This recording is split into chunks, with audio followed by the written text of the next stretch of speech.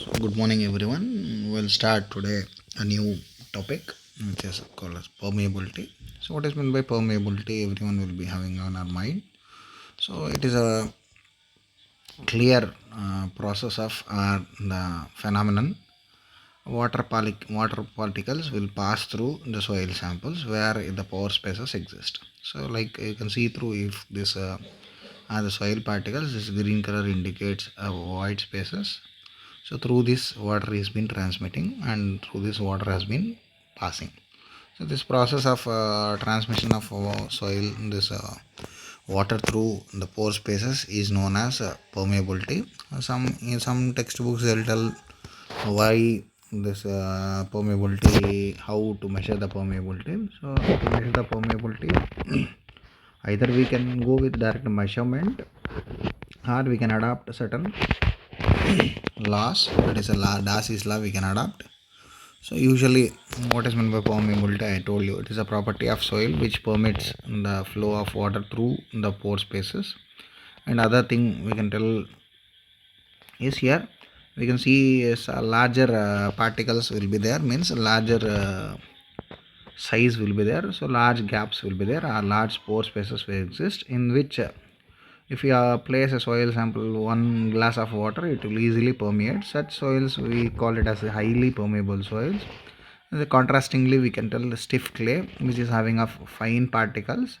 If you place a soil sample of clay and you apply a small amount of water, that is a glass of water, it will not easily allow, or it will not easily allow the soil water to pass through. So in such soils, it is required to go with impervious soils are least permeable soils. So the purpose of putting this permeability into our aspect of civil engineering is so we can clearly ensure wherever we are going to construct a canal, or when we are going to construct a dam, or whenever we are going to construct an embankment. So there it is inevitable to store water. So if you go with the impermeable layer of soil surface or lining of soil which is having of least permeable, then we can store a water in the reservoir, or if we can store water in the earthen bund. So such a process is where one thing which is a right application of permeability in civil engineering aspect. A few cases it is required that water have to be drained out, so we cannot store water. So such categories it's called, we require high permeable soils. So usually larger the particle will be having of larger the permeability, and if you are can clearly witness that lower the size of particle, so which will be having of least permeability. So hence it is recommended to go with the least permeable soils to store water. And example for that is clay soil or fine soil samples which are silt or clay. Usually larger particles will be having of gravel or sand, so they will be considered as little bit higher permeable when compared with clay or silt. So this is one major application we can learn through the permeability. So usually if I take a sample, there's a clear example, you can clearly I can show you here. This is a profile of soil sample.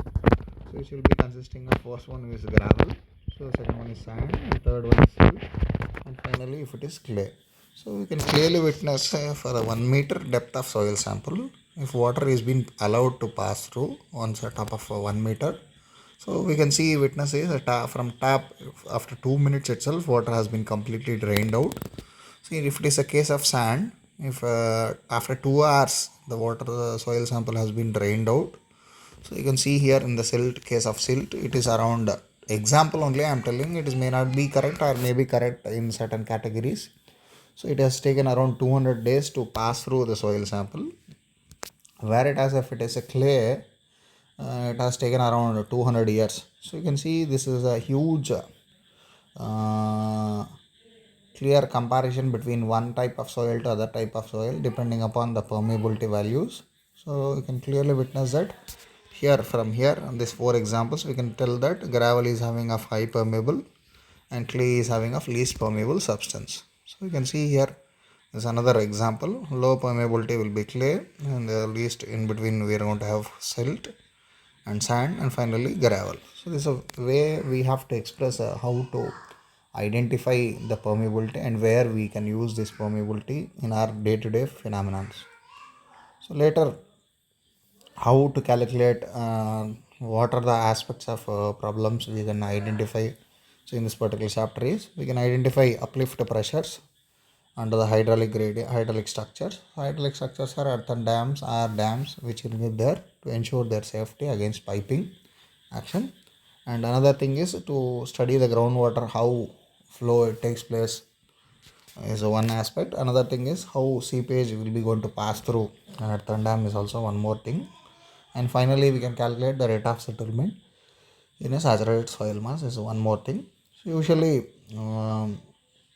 how laminar flow will look like is, so each fluid particle will be traveling along certain definite path, so they will not cross over each other. So such a thing is considered as a laminar flow. And if things are irregular or a path is been twisted or it has been crossing one to other, so we call this particular point as a turbulent flow. So usually our soils which are allowed to pass through the water is considered as water which is being passing through the soil mass is considered as laminar flow only will be valid. We cannot derive or we cannot calculate for the turbulent flow.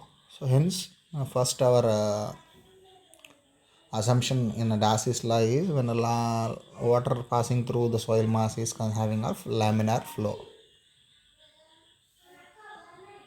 And you can see through here coefficient of permeability depends not only on the property of soil but also it having of certain characteristics of water also we can see through. And absolute permeability is independent of the property of water. It depends on characteristics of soil sample only.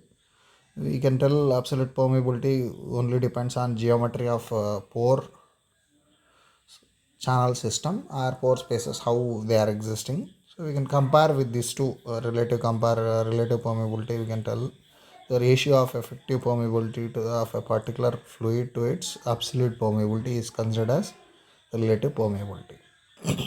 So with this we'll conclude today's session. We'll again continue the next topic tomorrow. Thank you everyone.